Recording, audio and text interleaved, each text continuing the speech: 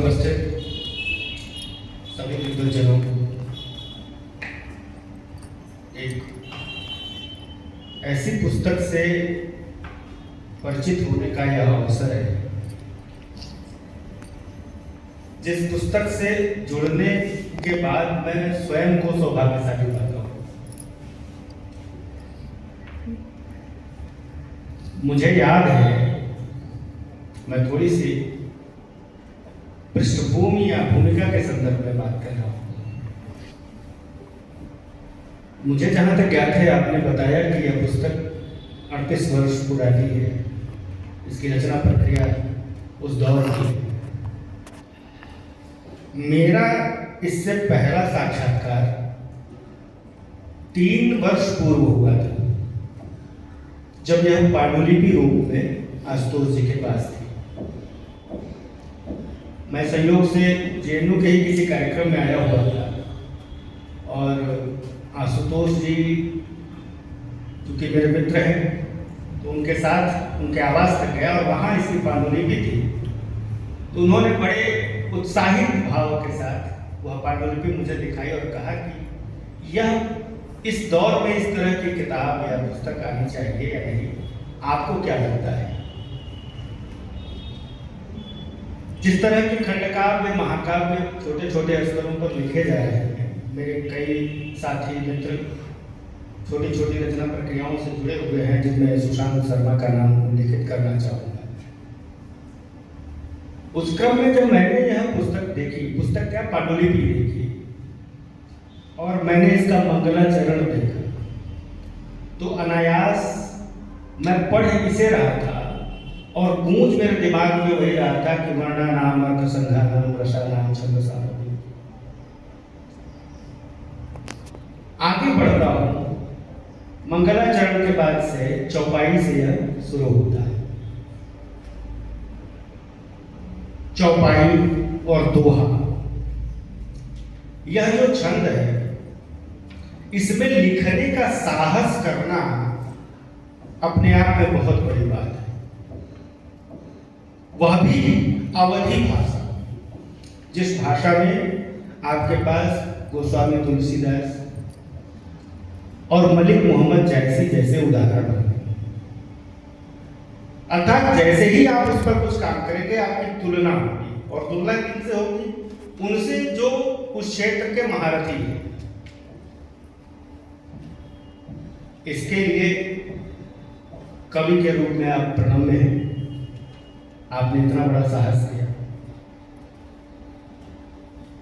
मैं इसको बहुत हद तक यह कहूं कि मानस के समीप पाता हूं, चाहे भाषा की सौम्यता के आधार पर या फिर भावों की अभिव्यक्ति के आधार पर। मैं इसको मानस के अधिक निकट पाता हूं। हाँ, ठीक है कि अवधि में पद्मावत भी है और वह अपने आप में एक प्रतिष्ठित रचना है, लेकिन अगर मैं इसके समीप किसी को रखता हूं या फिर यह रचना किसी के समीप ठहरती है तो मानस है।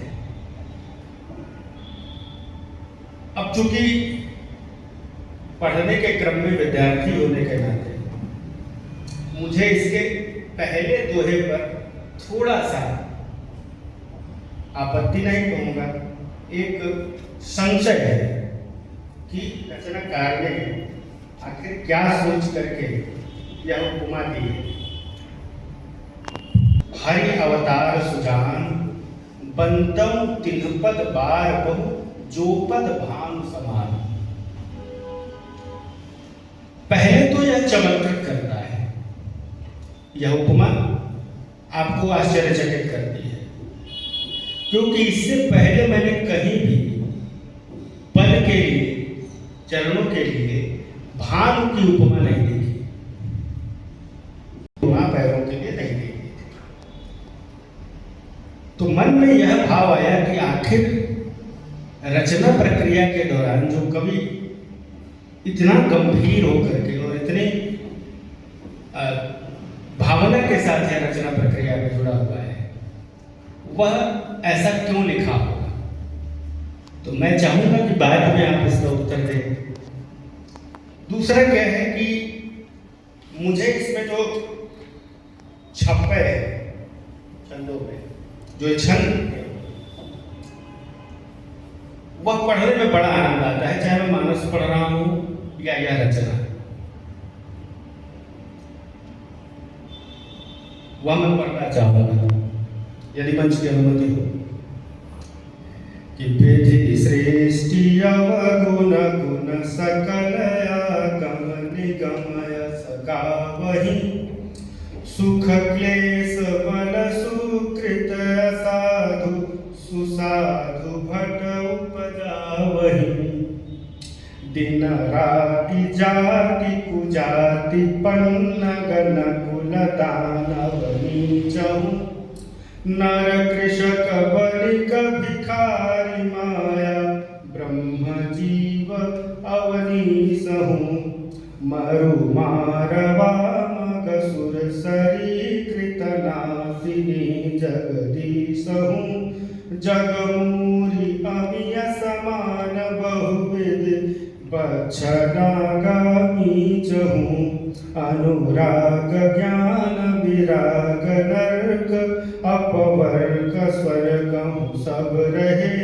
श्रुति शास्त्र की विभाग एहि कर सठ रजिंदर कछु कहे। आप इस छंद को वर्तमान परिस्थितियों से भी जोड़ कर देख सकते हैं। जिस तरह से गोस्वामी जी अपनी कवितावली में जो बातें भक्ति के माध्यम से तत्काल के लिए, या उसको मैं कहूँ कि काल निरपेक्ष लिख रहे हैं, इस छंद में आपको वही काल निरपेक्षता दिखेगी। जिस तरह का जातीय वैमनस्य से तमाम लोगों का ऊंच नीच का भाव देखने सुनने की भावना जिस तरह के समाज में है, घोर कविता के दौर में छंद में कविता करना, जैसा कि अंकित जी ने शुरू में कहा परिचय के संदर्भ में कि यह बहुत अद्भुत बात होती है। कविता को लेकर के स्थिति यह हो गई है, मैं चूंकि साहित्य से जुड़ा हुआ हूँ, आदरणीय सभी जानते हैं कि हम लोग साहित्यिक पत्रिकाएं खरीदते हैं,